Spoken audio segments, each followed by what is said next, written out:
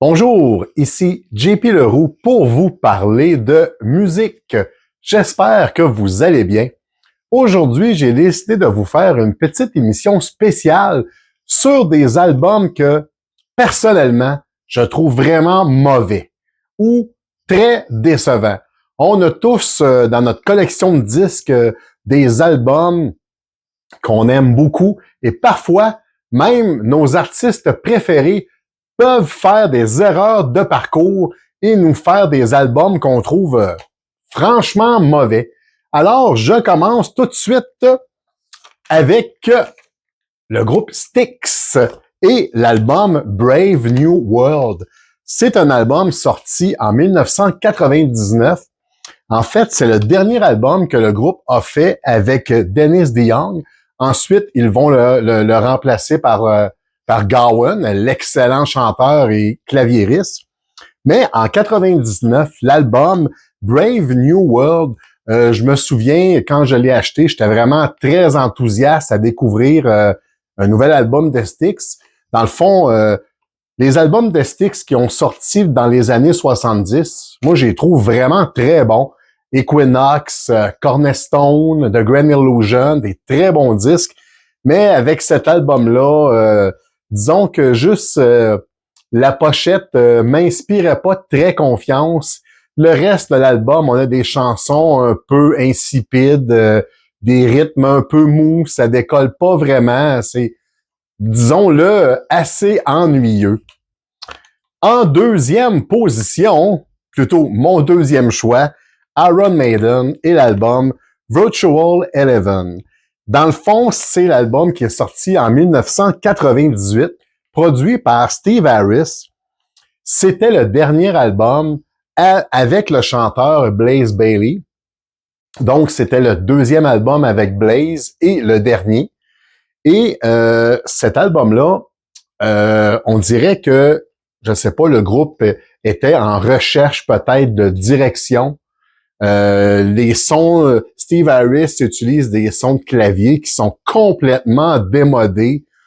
Blaze Bayley chante les chansons, parfois même, on dirait qu'il n'y a pas d'intérêt, on dirait qu'ils sont pas passionnés par leur musique. Souvent même, le chanteur fausse à quelques reprises dans l'album.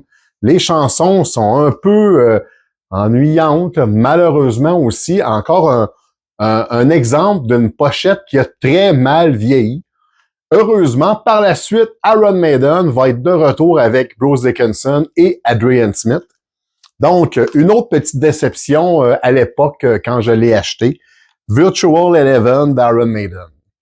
Ensuite, je poursuis dans un style complètement différent et la musique de Messe pour un temps présent. C'est en fait, dans le fond, c'est de la musique, c'est une commande qui a été faite pour un spectacle de ballet jazz. Donc, Pierre-Henry, lui, c'est un spécialiste de ce qu'on peut appeler de la musique assez étrange, de la musique concrète, beaucoup de bidouillage électronique. Donc, la deuxième chanson qu'à peu près tout le monde connaît, qui s'appelle Psyché Rock, c'est une chanson que plein d'artistes rap ont samplé. Il y a même Fatboy Slim qui l'a utilisé qui a utilisé des échantillonnages de cette chanson-là. Donc ici, on a même une chanson qui s'appelle Variation pour une porte et un soupir. Ça dure près de 15 minutes et on entend des bruits de portes qui rouvrent, qui ferment, qui rouvrent, qui ferment. C'est vraiment très, très déstabilisant. Donc, un disque pas facile à écouter. Pierre-Henry et Messe pour le temps présent. Ensuite, je poursuis avec, malheureusement, un de mes groupes préférés, mais comme j'ai dit tantôt, des fois même nos groupes préférés ont certaines erreurs de parcours, mais que voulez-vous? Il y a des gens qui peuvent quand même les aimer, ces albums-là. Je parle ici de Opeth et l'album Héritage. C'était le 10e album du groupe, sorti en 2011. Après l'excellent Watershed, on a eu aussi l'excellent Blackwater Park. Tout à coup, Opeth arrive avec un album malheureusement un peu plate. une production mince, qui manque d'énergie, une production qui manque de relief. Le mix, je suis vraiment pas un fan du mixage de l'album. Ça manque de puissance pour un groupe de cette envergure-là. Donc, héritage de Opeth, c'était vraiment une déception pour moi. Je poursuis tout de suite. Ah là, je le sais que je vais avoir un paquet de commentaires, mais que voulez-vous? Tool et leur dernier album, Fear Inoculum. Donc, c'est un album paru en 2019. On sait que Tool prennent leur temps. C'est pas un groupe qui sort un paquet d'albums. Ils sortent des albums seulement quand ils sont prêts. Mais là, ici, on avait quand même une attente de 13 ans. Et tout à coup, arrive l'album Fear Inoculum. Et si vous vous rappelez bien, au début, l'album n'était seulement disponible qu'en download. Donc, j'étais très content de me procurer cet album-là et j'ai vite déchanté. J'ai vraiment trouvé que l'album était d'une platitude incroyable. Les chansons sont beaucoup trop longues, beaucoup de remplissage inutile à mon avis, et à peu près chaque chanson est bâtie toutes pareilles. Les chansons sont toutes pareilles. Ça commence tranquillement, on monte légèrement en intensité, whoop, tout à coup, super intense, on redescend, la chanson est finie. Après ça, du bidouillage, on perd notre temps, une autre chanson bâtie de la même façon. Je le sais qu'il y a quand même beaucoup de gens qui l'ont aimé parce que l'album a gagné le prix de l'album métal à l'époque. Mais écoutez, moi, j'ai vraiment pas embarqué dans ce disque-là, à part peut-être la dernière chanson de l'album que je trouve vraiment quand même très bonne, mais ça peut pas justifier le reste de l'album que je trouve vraiment endormant. Donc, désolé pour les fans de Tool. Mais écoutez, je suis un fan de Kiss et je dois avouer que lorsque j'ai entendu l'album Monster de Kiss, j'étais extrêmement déçu. C'est dans le fond, c'est le dernier album du groupe Kiss, quand même sorti en 2012. Et sur cet album-là, ben, on a l'impression que Kiss a brassé un paquet de riffs des années 70 et en nous les ressortant avec un son un petit peu plus moderne. On a un très bon guitariste ici, Tommy Thayer, qui techniquement est beaucoup meilleur qu'Ace Frehley, mais il ne fait que copier des bouts de solo de Ace, bout à bout, pour mettre dans chaque chanson. Malheureusement, on a Hell oh Hallelujah qui ressemble à une version moins bonne de I Stole Your Love. Donc, c'était vraiment une grosse déception, même si c'est un de mes groupes préférés. Cet album-là, je m'excuse, mais c'est plate. Ensuite, autre déception, j'étais très fan et je suis encore très fan du groupe The Who et surtout de leur illustre batteur Keith Moon.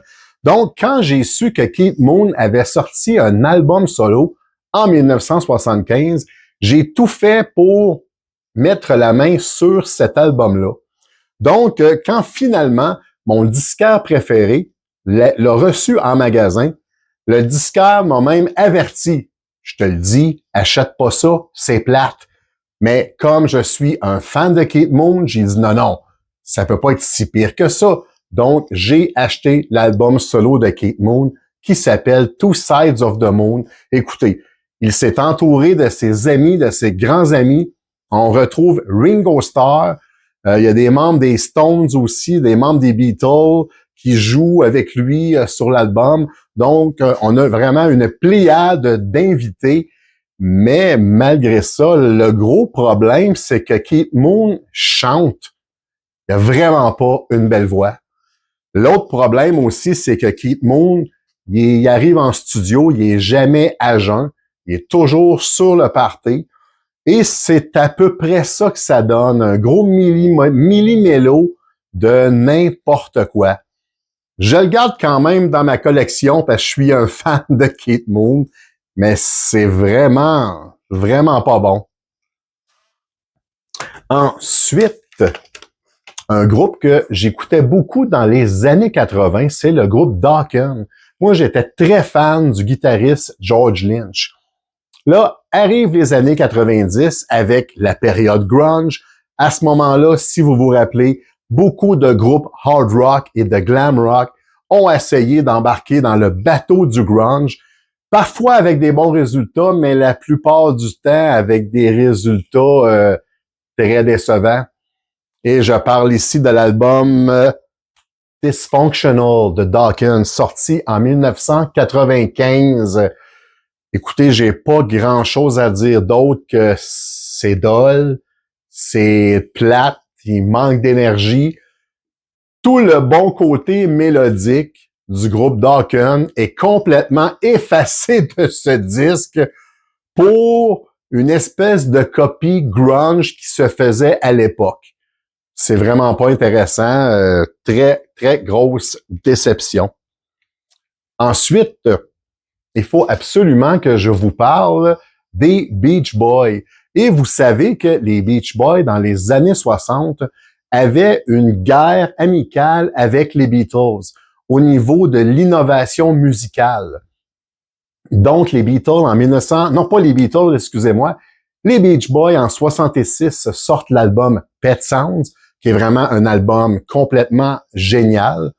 Ensuite, il y a beaucoup de pression sur Brian Wilson, le leader des Beach Boys, pour faire une suite à Pet Sounds, mais encore plus imaginée, plus développée, en tout cas, comment qu'on peut dire donc?